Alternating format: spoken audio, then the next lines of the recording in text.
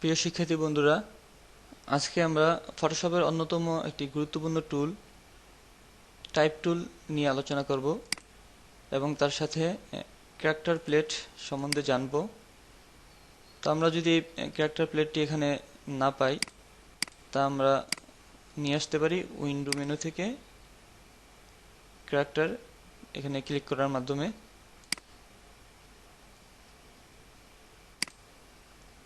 তো আমরা টাইপ টুল ক্লিক করে চেপে ধরে প্রথম যে টাইপ টুলটি হরিজন্টাল টাইপ টুল, তো আমরা নর্মাল যে কোনো লেখার ক্ষেত্রে এই টুলটি ব্যবহার করব। আমি এটি সিলেক্ট করছি এবং এখান থেকে আমরা ফন্টের স্টাইল কি হবে তা দিতে পারি।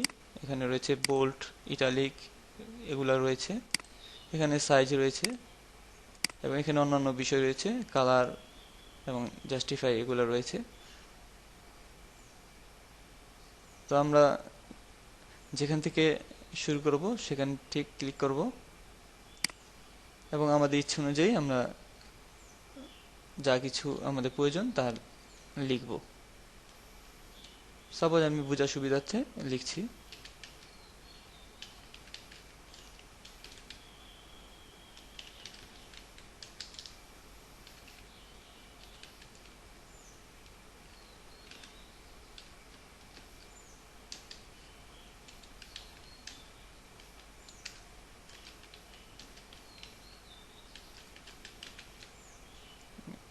প্লেটটি আমি সরিয়ে নিচ্ছি।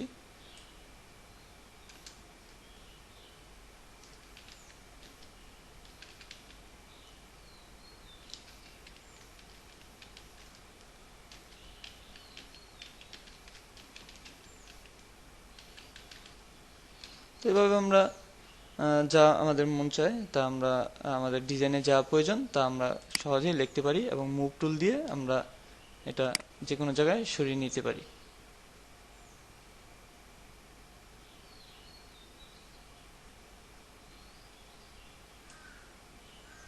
তো দ্বিতীয় যে টুলটি রয়েছে সেটা হচ্ছে ভার্টিক্যাল টাইপ টুল। তো এটা আমরা সিলেক্ট করার পরে আমরা যদি লিখি তাহলে খুব সহজে বুঝতে পারবেন।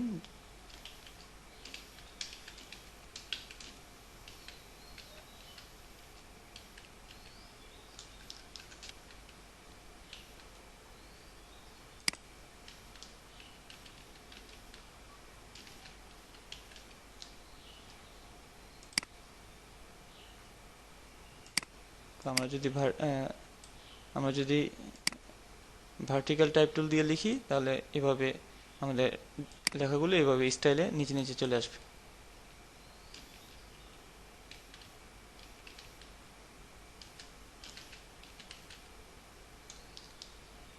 আশা করি এই টুলটিও বুঝতে পেরেছেন।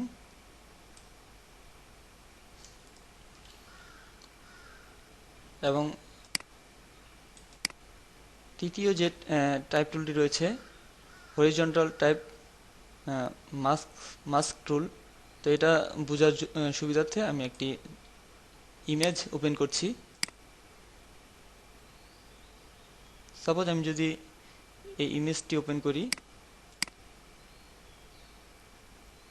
এবং এখানে আমি হরিজন্টাল টাইপ মাস্ক টুল ব্যবহার করি, আমি এখানে সাইজ বাড়িয়ে নিচ্ছি এবং আমরা যদি লিখি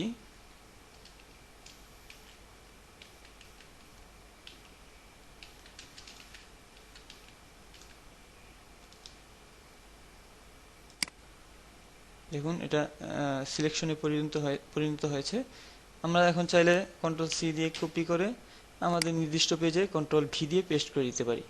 তো দেখুন আমি একটু বড় করে দিচ্ছি কন্ট্রোল টি দিয়ে এবং শিফট চেপে মাউস দিয়ে ড্র্যাগ করে আমি বড় করে দিচ্ছি। তো দেখুন বিষয়টি সহজেই বুঝতে পেরেছেন যে সিলেকশন করা যে অংশটুকু তার আমরা যে ইমেজের উপরে আমরা লিখব সেই অংশটুকু সিলেকশনে পরিণত হবে এবং তা আমরা চাইলে কপি করে আমাদের নির্দিষ্ট পেজে আমরা নিয়ে আসতে পারি। তো এইভাবে আমরা খুব সহজেই আমাদের ডিজাইনগুলোকে ব্যবহার করব।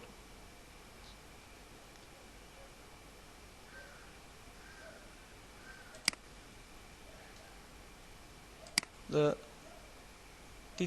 চতুর্থ যে টুলটি রয়েছে ভার্টিক্যাল টাইপ মাস্ক টুল। তো এটা বুঝতেই পাচ্ছেন যে নিচে নিচে যে লেখাগুলো এর পূর্বের লেখাটার মতোই।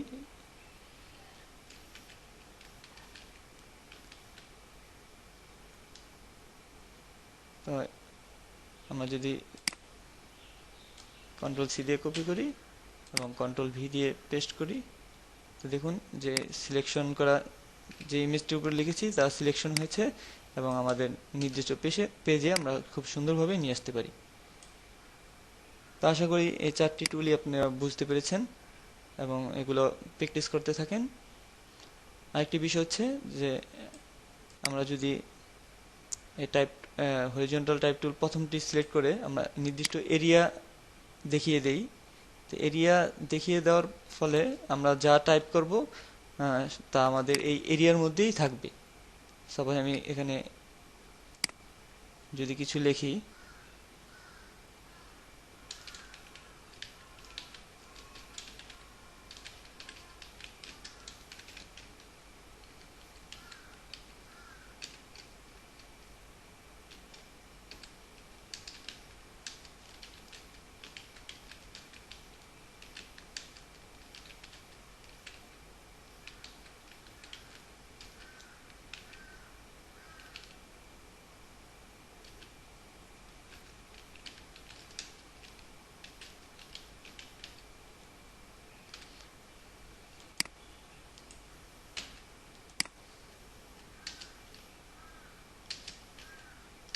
দেখুন আমরা যেই টাইপগুলোই এখানে করব তা এই নির্দিষ্ট বক্সের মধ্যেই দেখাচ্ছে।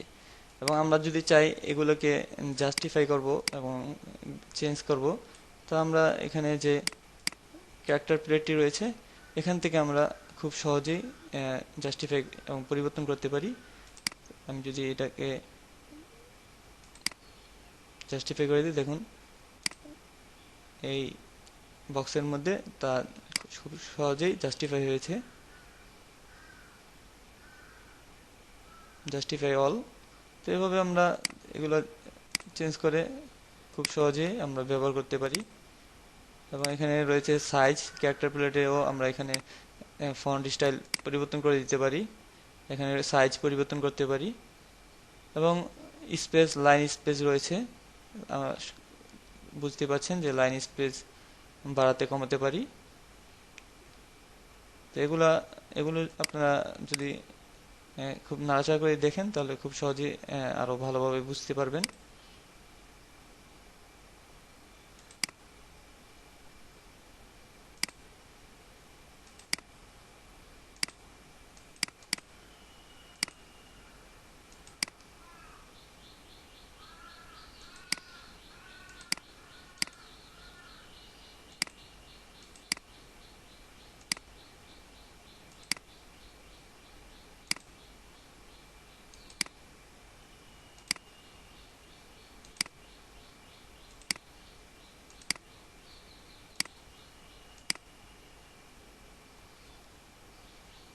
তো এগুলো চেঞ্জ করার মাধ্যমে আমরা আমাদের ডিজাইনগুলোকে পরিবর্তন করব এবং লাইন স্পেসগুলোকে লাইন স্পেসগুলো এবং বিভিন্ন ফন্ট এগুলো এখান থেকে চেঞ্জ করব।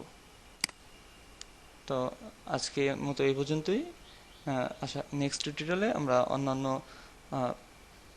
টুল নিয়ে আলোচনা করব।